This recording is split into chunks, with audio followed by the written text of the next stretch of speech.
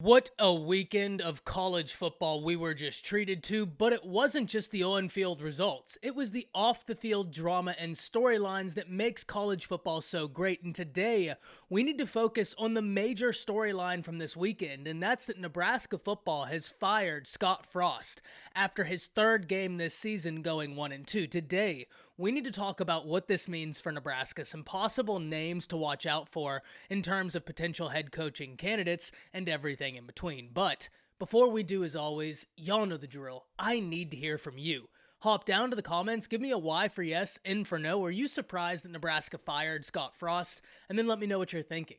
If you are new to the channel, be sure to subscribe. Hit that bell notification as I do constant college football content. You don't want to miss any of it, and if you enjoyed this content, be sure to like and comment down below, as those interactions are massive to content creators, such as myself, and both getting picked up and maintained by the YouTube algorithm, and we're on a push to 15,000 subscribers here on the channel right now. I'd love to have you a part of this awesome community, but having said all that, we have a lot to jump into, and first and foremost, to answer the question I posed to all of you in the intro, I'm not surprised Scott Frost has been fired from Nebraska. In fact, all offseason, we've talked about how this was a make-it-or-break-it year for Scott Frost at Nebraska, especially with how last season went down, where Nebraska was in games, but they could not get wins in close games to save their life.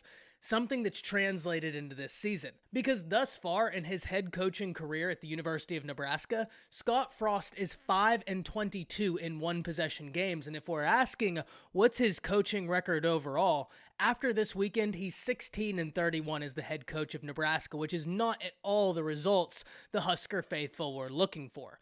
So no, I'm not surprised that Nebraska moved on from Scott Frost. However, that being said, there is an element of this that does surprise me, and that's when they decided to make this move.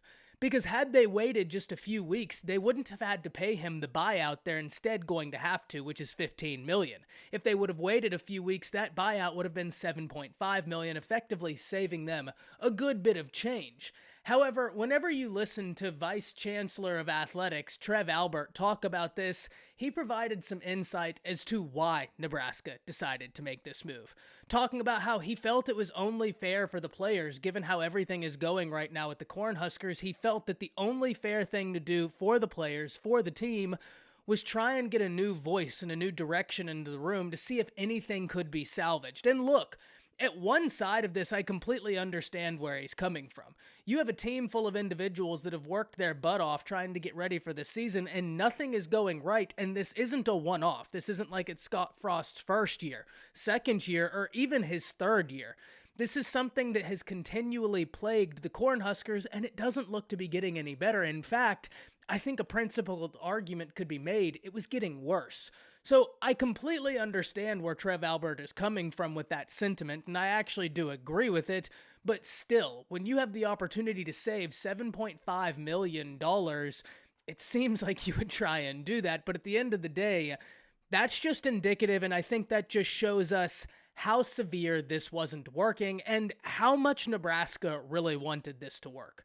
Because Scott Frost wasn't just some coach to the Nebraska Cornhusker faithful. This was an individual that's provided them with so many positive memories when he played in Nebraska as a quarterback in the 90s, in a time where the Nebraska Cornhuskers were on top of college football and dominated the sport, something that seems far removed from a time that, in all honesty, wasn't that long ago. But that points me to something else Trev Albert said that I really, really liked.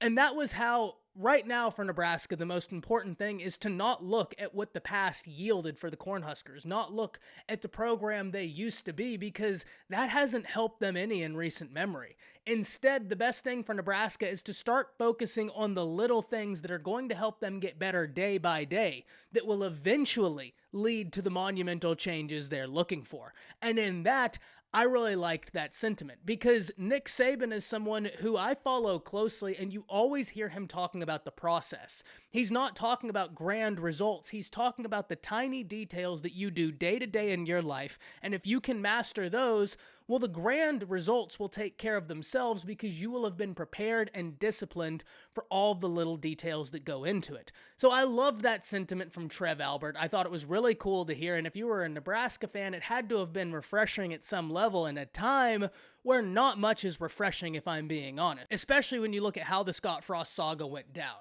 And I am in no way, shape, or form trying to say that Nebraska shouldn't have ever fired Bo Pelini, or that Bo Pelini should be someone they should look to hire, but there is an interesting statistic that I did want to share with all of you, and it comes from Reddit College Football. And the statistic states that when Bo Pelini was fired by Nebraska, he was 67-27 overall as Nebraska's head coach. Scott Frost currently is 16-31. So if over the next 50 games, Scott Frost did not lose one game, if he won every game for the next 50 games, had he not been fired by Nebraska, he would still have one less win than Bo Pelini when Bo Pelini was fired, and 4 more losses. That shows you how much the powers that be at Nebraska wanted Scott Frost to work. Because I bring you that information not to say that Bo Pelini should be a name to focus on in the hiring process. I bring you that information to show the difference in the standards of Nebraska from not that long apart. When Bo Pelini was there, the results he was putting forward were not acceptable. Fast forward to Scott Frost, and the standard of acceptability slid massively from when Bo Pelini was there to when Scott Frost was there. I bring that to your attention because Nebraska is a proud program. They're a program that does remember the success they had, and even though it might be a distant memory, it's a memory nonetheless, something that you can still see, something that you can still appreciate, but it's something that is a little bit far removed at this point.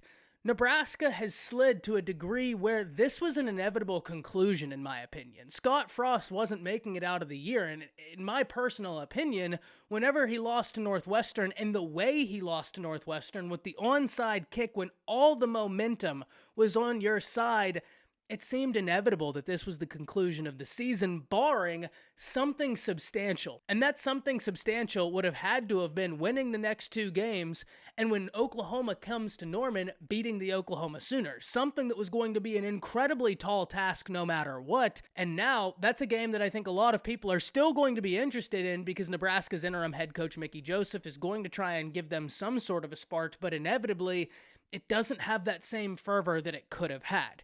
Now, we've talked enough about all of the intricate details of this. Who are some names that I'm interested in?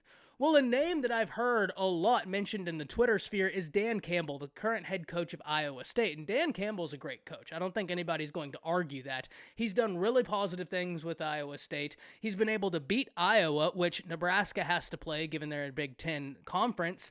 So Dan Campbell would be an interesting name, but I have a name that I'm surprised more people haven't been talking about, a name that is incredibly established in college football, and that's Gary Patterson.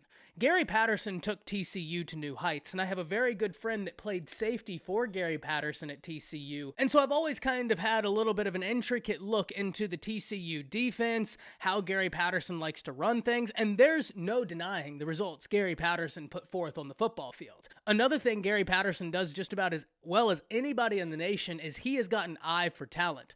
Gary Patterson is someone that will find a 2-star prospect, a 3-star prospect that's playing wide receiver, and he'll transition them into a safety, into a corner, and next thing you know, that guy's playing on NFL Sundays because Gary Patterson just has that touch. He switches guys around, recruits them in one position, they end up playing another position, and wouldn't you know, they're in the NFL a few years later. So Gary Patterson is a name I would be intrigued to see if he even gets a call. If I was Trev Albert or I was someone in charge of the hiring process, he would absolutely get a call from me, but inevitably it is going to be something interesting to see as this situation plays out.